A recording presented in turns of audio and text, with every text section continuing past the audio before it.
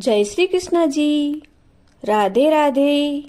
आप सबको मेरा ढेर सारा राम राम और प्यार भरा नमस्कार।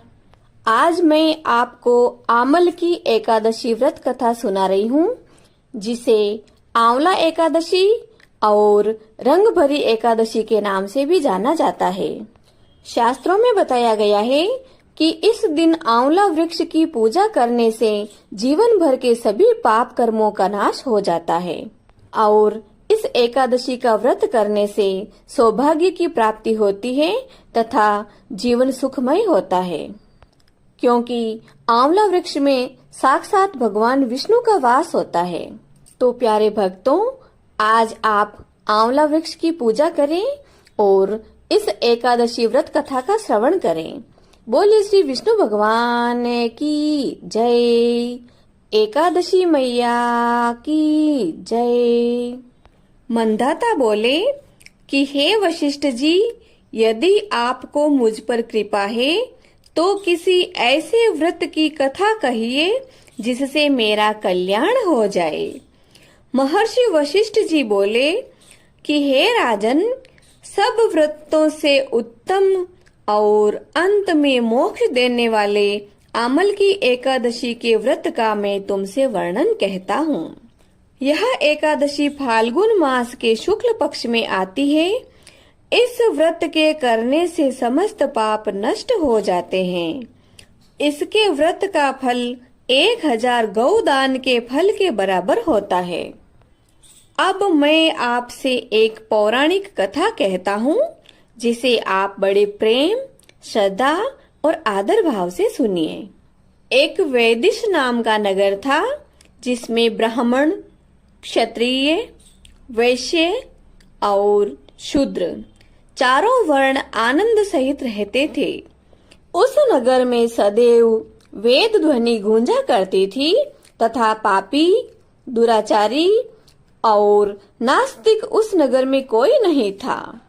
उस नगर में चैत्ररथ नाम का एक चंद्रवंशी राजा राज्य करता था। वह अत्यंत ही विद्वान तथा धर्मात्मा था। उसके नगर में कोई भी व्यक्ति दरिद्र व कंजूस नहीं था।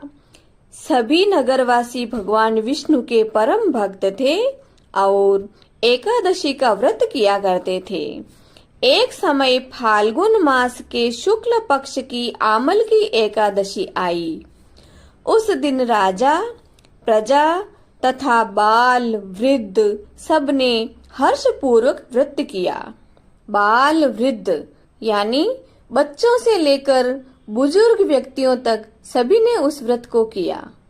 राजा अपनी प्रजा के साथ मंदिर में जाकर पूर्ण कुंभ स्थापित करके धूप, दीप, नैवेद्य, पंचरत्न आदि से धात्री का पूजन करने लगे और इस प्रकार स्तुति करने लगे।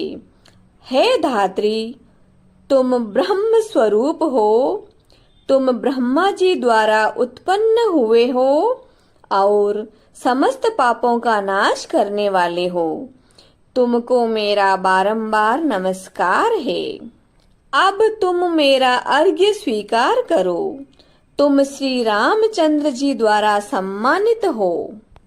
मैं आपकी बार बार प्रार्थना करता हूँ, अतः आप मेरे समस्त पापों को नष्ट करें। उस मंदिर में सबने रात्रि को जागरण किया। रात्रि के समय वहां पर एक बहेलिया आया, जो अत्यंत ही पापी और दुराचारी था। वह अपने कुटुंब का पालन जीव हिंसा करके किया करता था। भूख और प्यास से अत्यंत ही व्याकुल वह बहेलिया इस जागरण को देखने के लिए मंदिर के एक कोने में बैठ गया और भगवान विष्णु तथा एकादशी महात्म्य की कथा सुनने लगा। इस प्रकार अन्य मनुष्यों की भांति उसने भी सारी रात जागकर बिता दी, क्योंकि उस दिन उसको कोई शिकार नहीं मिला था। प्रातः काल होते ही सब लोग अपने अपने घर चले गए, तो वह बहेलिया भी अपने घर चला गया। घर जाकर उसने भोजन किया कुछ समय बीतने के पश्चात उस बहेलिये की मृत्यु हो गई, मगर उस आमल की एकादशी के व्रत तथा जागरण के प्रभाव से उसने राजा विदुरथ के घर पर जन्म लिया और उसका नाम वसुरथ रखा गया था।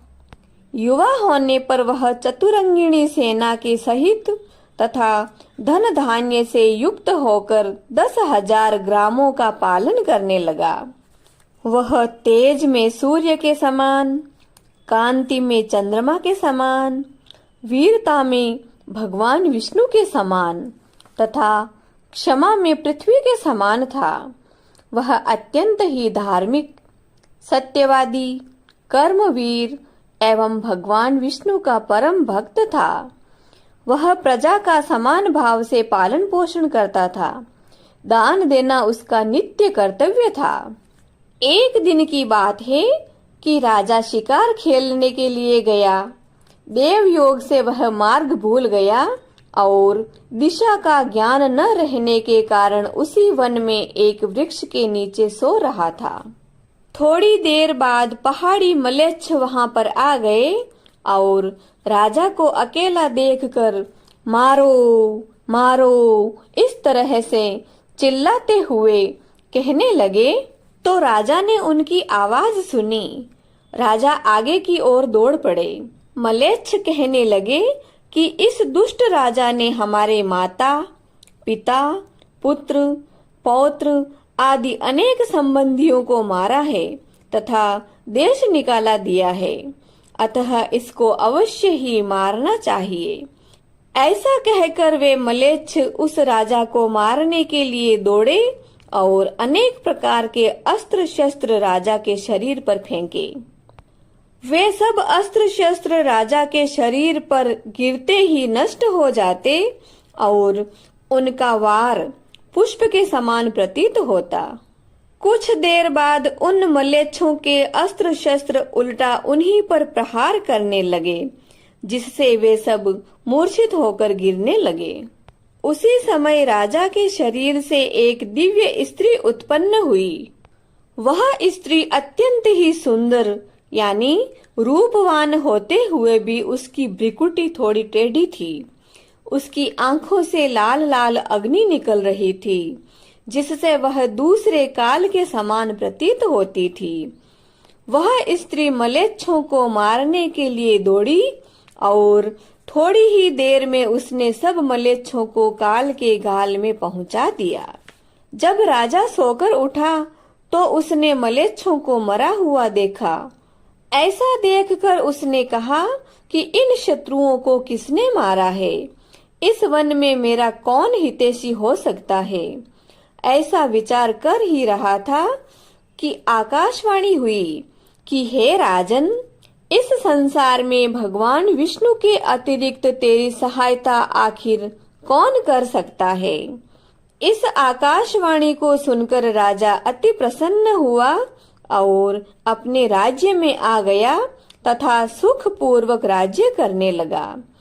महर्षि वशिष्ठ जी बोले कि हे राजन, वह आमल की एकादशी के व्रत का प्रभाव था।